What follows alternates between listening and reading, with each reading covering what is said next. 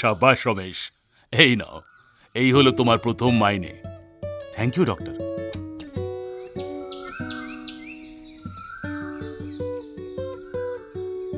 এসে গেছিস বাবা? হ্যাঁ মা, এই নাও আমার প্রথম মাইনে থেকে তোমার জন্য উপহার এনেছি। মা, আজ থেকে আমাদের ভালো দিনের সূত্রপাত হয়ে গেল। অনেক উন্নতি করো বাবা। হ্যাঁ মা, আচ্ছা চলো, এবার আমি আমারই আনন্দ বন্ধুদের সাথেও ভাগ করে আসি। আরে রঘু, আরে রমেশ, এই নে রঘু, এটা তোর জন্য। বাহ, কোনো বিশেষ উৎসব আছে কি? আরে না না, ভালো দিন এসেছে আমাদের, আর তোরও। আমারও, কিন্তু একজন 12 ক্লাস পাশের আবার ভালো দিন। আরে তুই প্রধানমন্ত্রী কৌশল বিকাশ যোজনা সম্বন্ধে শুনিস নাকি? এই যোজনার আধারে 30 থেকেও বেশি সেন্টার আছে, যেখানে আমরা আমাদের কর্মমুখী দক্ষতা অনুসারে ট্রেনিং নিতে পারি। আমাদের সাথে সাথে 24 লাখ আরো যুবক যুবতীরাও এই যোজনা লাভ নিতে পারবে। আরে বাহ, তো কি আমার ডিজাইনার হওয়ার স্বপ্ন পুরো হবে এবার? হ্যাঁ নিশ্চয়ই, কেন নয়। অ্যাপ্লাই কিভাবে করতে হয় এই যোজনাতে?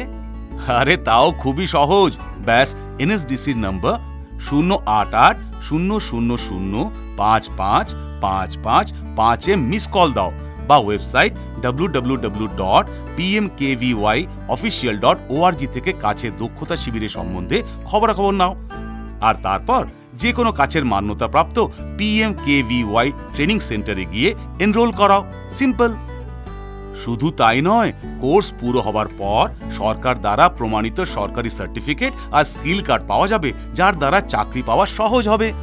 বাহ, এটা তো খুবই ভালো যোজনা রে। হ্যাঁ একদম। আর এই যোজনার লাভ এখানেই শেষ হয় না।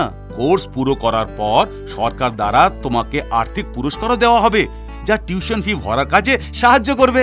আচ্ছা, আমি আজই এই যোজনা সম্বন্ধে সব তথ্য প্রাপ্ত করছি। চলো, এবার আমি এই আনন্দ অন্য বন্ধুদের সাথেও ভাগ করে আসি। এটা তোমার জন্য, আর এটা তোমার জন্য। আপনার যোগ্যতা অনুসারে আপনার পছন্দের পাঠ্যক্রম হেতু কোনো PMKVY অ্যাফিলিয়েটেড ট্রেনিং সেন্টারে নথিভুক্ত করান।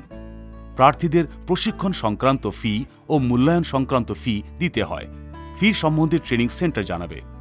প্রশিক্ষণ অংশীদার প্রার্থীদের প্রশিক্ষণ ফির ভুগতান না করেও প্রশিক্ষণ নেওয়ার অনুমতি দিতে পারে, কিন্তু ভর্তির সময় প্রার্থীকে সামান্য কিছু মূল্যায়ন ফি দিতে হয়।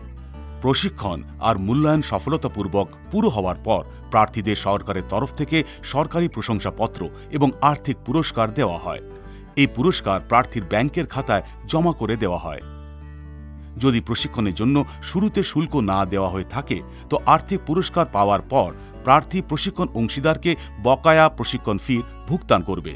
প্রার্থী এরকম আর্থিক পুরস্কার কেবল একবারই প্রাপ্ত করতে পারে। আধার নম্বর ব্যবহারের দ্বারা এটা সুনিশ্চিত করা হয় যে প্রার্থী এই আর্থিক পুরস্কার একবারের থেকে বেশি যেন না পায়।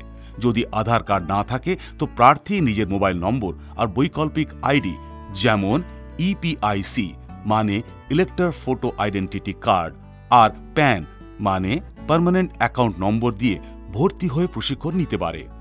কিন্তু আর্থিক পুরস্কার প্রাপ্ত করতে হলে আধারের জন্য রেজিস্টার করতে হবে। 6টি বহির্ভূত UID রাজ্যের জন্য বৈকল্পিক আইডিকে বৈধ করা হবে, যাতে এটা সুনিশ্চিত করা যায় যে প্রার্থী সার্টিফিকেশন আর আর্থিক পুরস্কারের জন্য যোগ্যতা প্রাপ্ত করতে পারে।